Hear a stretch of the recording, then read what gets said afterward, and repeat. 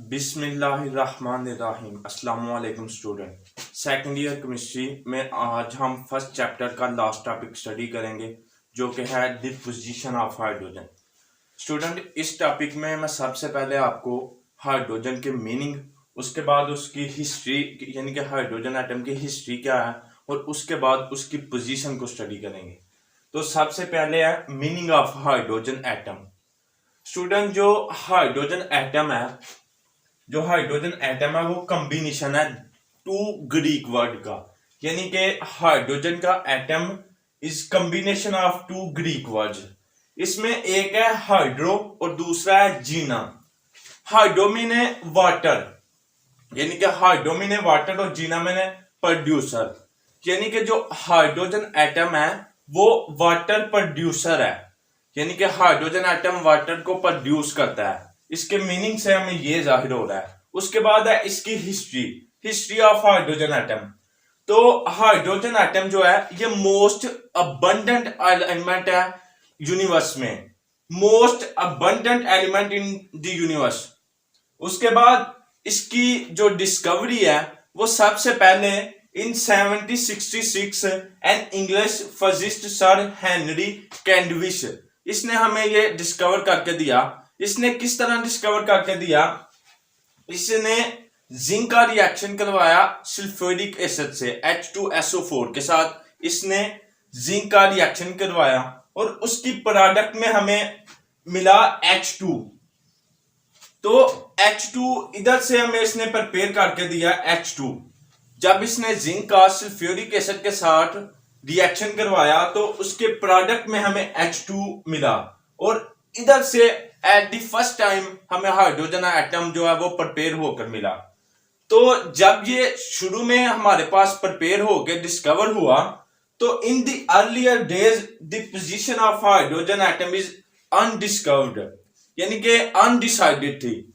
जब hydrogen atom discover हुआ तो इसकी पोजीशन वो अनडिसाइडेड थी, वो हमने डिसाइड नहीं कर सकते थे कि इसे किस तरह किस जगह पर रखा जाए, जो कि अभी भी इसकी पोजीशन के हवाले से अभी भी जो है वो डिफेक्ट है। जो हमारे पास मॉडर्न पीरियोडिक टेबल भी है उसमें भी इसका भी डिफेक्ट है। तो उसके बाद इसकी जो अर्लियर में इसकी जो पोजीशन थी वो अनडिसाइडेड थी, इस वजह से इसका जो शुरू में नेम दिया गया वो था इसे रोग एलिमेंट, यानी कि रोग का मीनिंग होता है आवारागर्द। तो इसकी पोजीशन जो अनडिसाइडेड थी, इसी वजह से इसको अर्लियर में जो हमने इसे नाम दिया वो था रोग एलिमेंट, कि ये एक रोग एलिमेंट है, आवारागर्द है, इसकी पोजीशन डिसाइडेड नहीं है। तो उसके बाद जो हम अब इसका नाम पढ़ते हैं हाइड्रोजन, ये डिस्कवर किया इन 1783। हमारे पास एक साइंटिस्ट था लिवाइजे, इसने हमें इसका ये नाम प्रपोज करके दिया जो हम अभी भी यूज कर रहे हैं। तो ये थी इसकी थोड़ी सी हिस्ट्री और इसके मीनिंग। हमारा आज का मेन टॉपिक जो है वो है पोजीशन ऑफ हाइड्रोजन। जो हमारे पास मॉडर्न पीरियोडिक टेबल है उसमें जो हाइड्रोजन की पोजीशन है हमने यहाँ इस चीज को स्टडी करना है। तो पोजीशन ऑफ एलिमेंट हमने ये स्टडी किया है कि वो दो चीजों पे डिपेंड करती है। फर्स्ट पे जो उसकी इलेक्ट्रॉनिक कॉन्फ़िगरेशन है, यानी कि एक एलिमेंट की जो इलेक्ट्रॉनिक कॉन्फ़िगरेशन है, एक तो ये इस चीज पर डिपेंड करती है और दूसरी उसकी प्रॉपर्टीज, यानी कि उस एलिमेंट की प्रॉपर्टीज क्या है, ये इन दोनों चीजों पर डिपेंड करती है। तो अब हम स्टडी करते हैं पोजीशन ऑफ हाइड्रोजन को।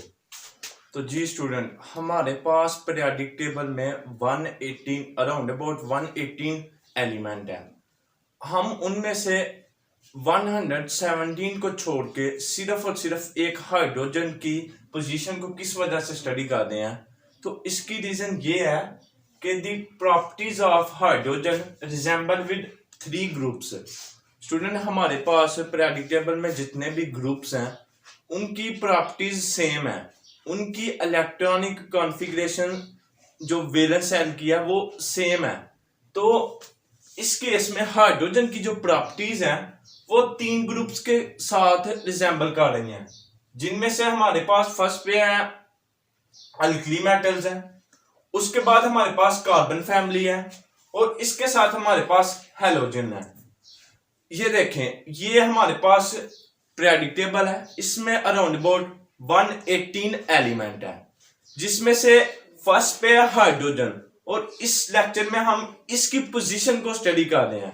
और ये जो हमारे पास हाइड्रोजन एटम है, इसकी जो प्रॉपर्टीज हैं वो फर्स्ट पे रिजेंबल करती हैं अल्कली मेटल्स के साथ, फर्स्ट ए ग्रुप के साथ, और सेकंड पे ये हमारे पास फोर्थ ए ग्रुप है जिसमें कार्बन फैमिली है, ये इसके साथ भी रिजेंबल कर रहे हैं, और थर्ड पे ये हेलोजीन जो हमारे पास सेवंथ ए ग्रुप है, ये उसके साथ भी रिजेंबल कर रहे हैं।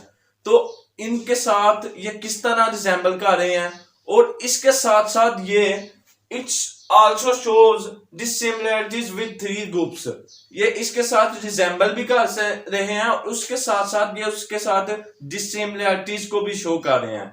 तो हम इस लेक्चर में इसी चीज को स्टडी करेंगे कि ये उसके साथ सिमिलरिटीज किस तरह शो कर रहे हैं और डिसिमिलरिटीज किस तरह शो कर रहे हैं। तो फर्स्ट पे हम स्टडी करते हैं हाइड्रोजन की फर्स्ट ए ग्रुप के साथ जो सिमिलरिटीज है, और इसी तरह हम इसकी फोर्थ ए के साथ और फिर सेवंथ ए के साथ स्टडी करेंगे।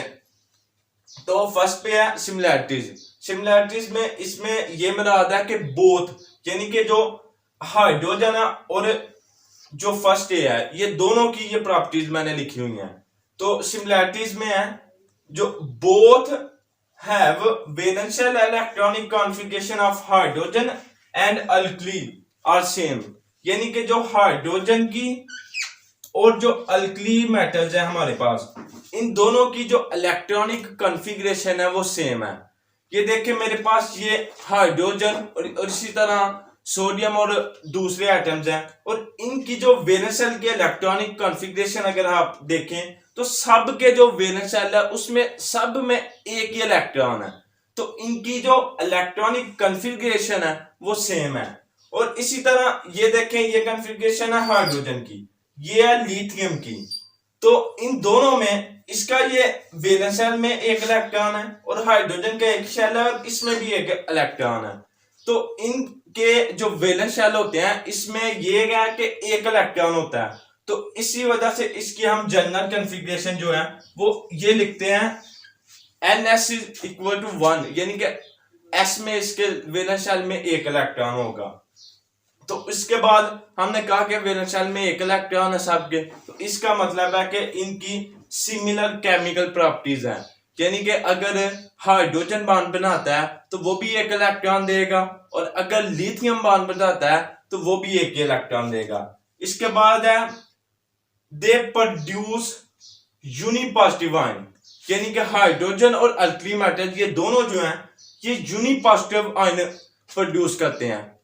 फॉर एग्जाम्पल ये मेरे पास हाइड्रोजन एटम है और ये एक इलेक्ट्रॉन लॉस करके हमारे पास H+ आयन बनाता है, तो इसे हम कहेंगे यूनिपॉजिटिव, जिसपे एक चार्ज हो पॉजिटिव उसे हम यूनिपॉजिटिव आयन कहते हैं। तो इसी तरह लिथियम, सोडियम ये सभी यूनिपॉजिटिव आयन बनाते हैं। तो उसके बाद है both have very strong tendency to combine with electronegative elements. मैंने कहा कि जो हाइड्रोजन और अल्कली के जो एलिमेंट्स हैं ये यूनिपॉजिटिव होते हैं, तो ये बॉन्ड बनाने के लिए यूनिनेगेटिव आयन के साथ कंबाइन करेंगे, तो वही ये स्ट्रॉन्ग टेंडेंसी रखते हैं to combine with electronegative element. तो इलेक्ट्रोनेगेटिव एलिमेंट ऑक्सीजन, नाइट्रोजन और सल्फर ये मोस्ट इलेक्ट्रोनेगेटिव एलिमेंट है। तो इसमें ये देखें कि हाइड्रोजन है ये बॉन्ड बना रहा है ऑक्सीजन के साथ और हमारे पास H2 आ रहा है। इसी तरह सोडियम ऑक्सीजन के साथ बॉन्ड बना रहा है। इसी तरह मेरे पास प्रेडिक्टेबल में नाइट्रोजन है और ये बॉन्ड बना रहा है ऑक्सीजन के साथ और ये वेरियस कंपाउंड बना रहा है। इसी तरह सल्फर बॉन्ड बनाते हैं और वो वेरियस कंपाउंड बनाते हैं। और उसके बाद है जो बॉन्डिंग बनाने के बाद ये जो कंपाउंड बनाएंगे ये आयनिक कंपाउंड बनाते हैं, प्रोड्यूस आयनिक कंपाउंड। स्टूडेंट ये जो आयनिक कंपाउंड है जब हम इसे वाटर में मिक्स करते हैं तो ये अपने आयंस में चेंज हो जाते हैं, ये आयनिक कंपाउंड बनाते हैं। और जब फॉर एग्जांपल NaCl है इसे मैं वाटर में एंटर करूंगा तो ये अपने आयंस में चेंज हो जाएगा। ये इनकी प्रॉपर्टी है इन एलिमेंट की कि ये आयनिक कंपाउंड बनाते हैं और उसके बाद ये आयनिक कंपाउंड को जब हम वाटर में एंटर करते हैं तो ये अपने आयंस में चेंज हो जाते हैं। और इसकी लास्ट सिमिलरिटी है कि ये गुड रिड्यूसिंग एजेंट है, यानी कि ये खुद इलेक्ट्रॉन लूज कर देगा और एक बेहतरीन रिड्यूसिंग एजेंट के तौर पर यूज होगा।